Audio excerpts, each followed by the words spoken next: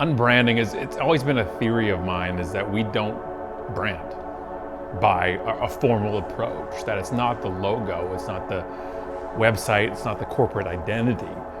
Branding simply to me is when I see your logo, what do I think? And not what do I think of the logo, what do I think of your company?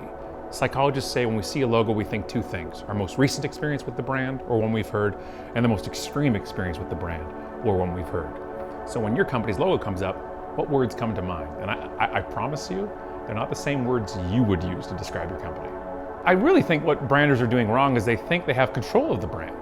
Like back in the day, like 20 years ago, us in branding and PR, we could control the message, which meant we thought we were saying what should be said.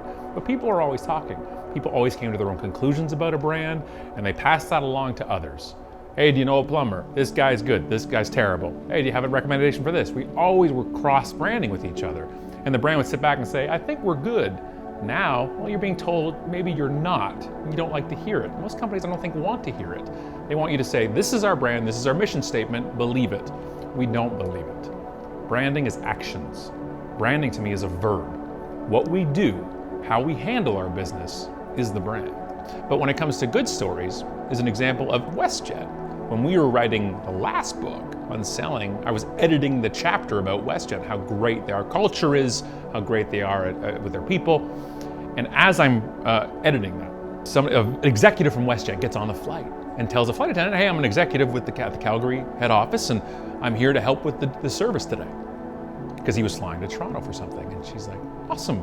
And he sits down, buckles up, plane takes off, he gets up, starts doing the drink cart when they're in the air. And I'm like, what is going on here? I go to the flight attendant, I'm like, did that just happen? He's like, oh, the executives do it all the time. Like, it's just commonplace. It's what you pitch in. And I'm like, I'm writing it right now, working on your chapter. And she's like, no, you're not. And she looks down, she's like, oh, well, we didn't even know that. That, to me, is branding. When it's inside your fiber, this is what we do. We respect our employees, we respect our customers, we respect our vendors. A lot about branding to us is about loyalty. On the good side of things, and what makes people loyal and why. Is it convenience? Is it price? Is it service? And you realize it's a combination of all those things. But we look at it and say, so why would I choose that airline? Price? Connections or not?